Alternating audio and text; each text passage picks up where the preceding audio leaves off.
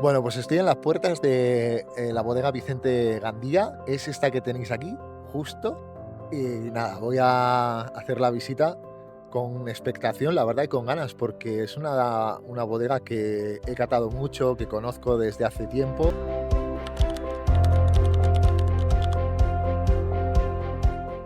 La historia de Vicente Gandía comienza en el año 1885, cuando un joven emprendedor valenciano decidió abrirse camino en el mundo del vino desde el puerto de Valencia. Allí, entre barricas y comerciantes, empezó a construir un negocio que pronto crecería gracias a la exportación de vinos valencianos hacia otros países. Con el paso de las generaciones, aquella pequeña empresa familiar se transformó en una de las bodegas más importantes de la Comunidad Valenciana, siempre fiel a una idea clara: unir tradición, innovación y vocación internacional. Hoy sus vinos viajan a decenas de países llevando el nombre de Valencia por todo el mundo. La actual bodega se encuentra en la finca Olla de Cadenas, rodeada de viñedos y diseñada para combinar producción, arte y enoturismo. Aquí tradición y modernidad conviven en cada rincón, desde los depósitos de elaboración hasta sus salas de crianza, donde el vino descansa rodeado de miles de barricas. Pero en Vicente Gandía el vino también dialoga con el arte. Algunas de sus barricas han sido transformadas en lienzos, pintadas por artistas y convertidas en piezas únicas que llevan la bodega de color, historia y personalidad. Vicente Gandía no es solo una bodega centenaria, es el reflejo de cómo el vino valenciano ha sabido evolucionar sin olvidar sus raíces.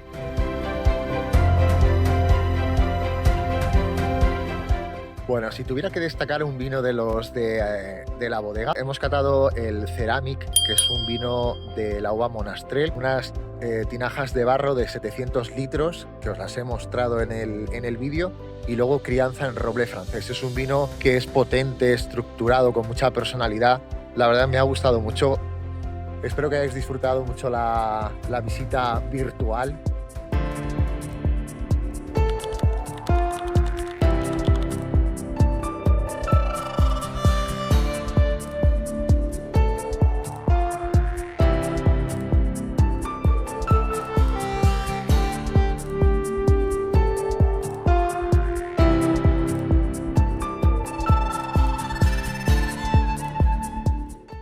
Pues acabo de llegar a la ciudad de Kelin, en Caudete de las Fuentes, y estoy con Diana. Diana es arqueóloga y es la guía del yacimiento y nos va a acompañar. Vamos a visitar toda esta zona y nos va a explicar un poquito la historia y la importancia de la ciudad aquí en la región. Los íberos, ¿de qué cronologías estamos hablando? Del siglo VI a.C. al 1 a.C. Entonces la cultura íbera acaba porque bien, hay poblados que acaban destruidos y ya se acaba con toda la población, o hay otros pueblos pues, que se romanizan, cogen el latín, dejan su lengua, su religión.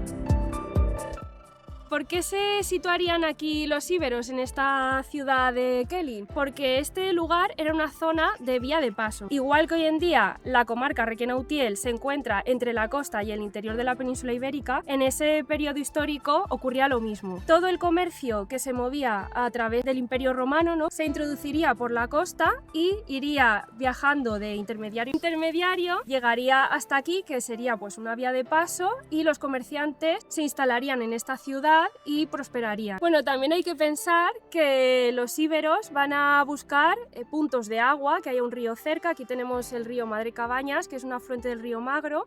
También buscarán situarse en altura para tener mayor visibilidad y protegerse. Esto se sitúa en el Cerro de los Villares. El recinto de Kelin, la ciudad, estaría amurallada, sería un oppidum. Y claro, estamos hablando de que Kelin llega a crecer, ¿no?, prospera a partir del comercio y demás, hasta crear una ciudad de 10 hectáreas. Se estima que vivirían en torno a 2.500-3.000 personas. ¿Y cómo sabemos que la ciudad se llamaba Kelin? Porque Kelin llegó a tener su propia moneda y en la moneda pone el nombre de Kelin.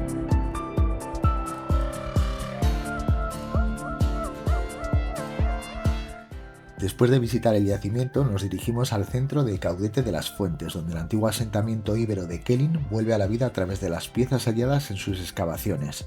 Cerámicas, utensilios y restos cotidianos que nos hablan de un pueblo que ya vivía y comerciaba con el vino hace más de 2000 años.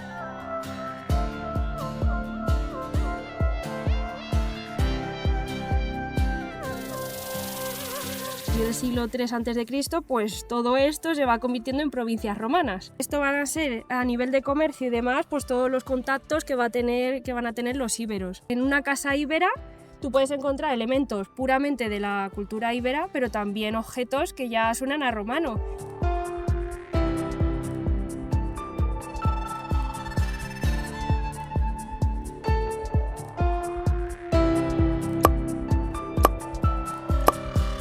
Bueno, si queréis visitar el yacimiento tenéis que hacer reserva o bien en la página web del ayuntamiento o a través de Diana. Os dejo el enlace aquí abajo. Diana tiene una empresa de arqueología y hace visitas arqueológicas no solo a la ciudad de Kelling, sino también a otros yacimientos aquí en la Comunidad Valenciana. Gracias, Diana, por el cariño, por tu información y por el trato que he recibido y por colaborar en el canal. Y nosotros, desafortunadamente, tenemos que decir ya adiós a Utiel Requena. Bueno, pues hasta aquí este primer territorio. Os he querido acercar a Utiel Requena, me parecía que era la zona más bonita para comenzar este canal, porque vivo a 40 minutos de aquí, estamos a 60 kilómetros del Mediterráneo, en una zona alta, donde se están haciendo grandes maravillas. Hemos visto restos de murallas, hemos visto yacimientos, hemos conocido la primera bodega de la península ibérica. Hemos hablado con la figura del viñerón, nos hemos acercado a ellos, cómo trabajan el vino, cómo lo cuidan, cómo hacen todo el proceso de elaboración desde el comienzo. Hemos hablado con enólogos, hemos podido recorrer cuevas subterráneas donde se criaba o se almacenaba el vino en tinajas. En fin, Utiel Requena es una tierra maravillosa, creo que está a la sombra de otras denominaciones y creo que se le tiene que dar una oportunidad. Y quiero terminar con una reflexión, y es que la mayoría de la gente con la que he hablado aquí, principalmente los enólogos y los dueños de las bodegas, me han transmitido su preocupación porque el consumo del vino en los últimos años ha descendido mucho. Creo que tenemos que apostar por lo nuestro, tenemos una región, un país rico en vino, donde se están haciendo muy bien las cosas, se está apostando, se está trabajando duro por ello, cada vez los vinos están más conseguidos, más trabajados, y quiero invitaros a que os acerquéis aquí a esta denominación y conozcáis todos los rincones que os he traído al canal. Por mi parte nada más, ha sido un placer enorme y recordad que viajar nos cambia, nos acerca a otras culturas, a otras formas de pensar, a otras formas de vivir, y creo que merece la pena que os acerquéis hasta aquí.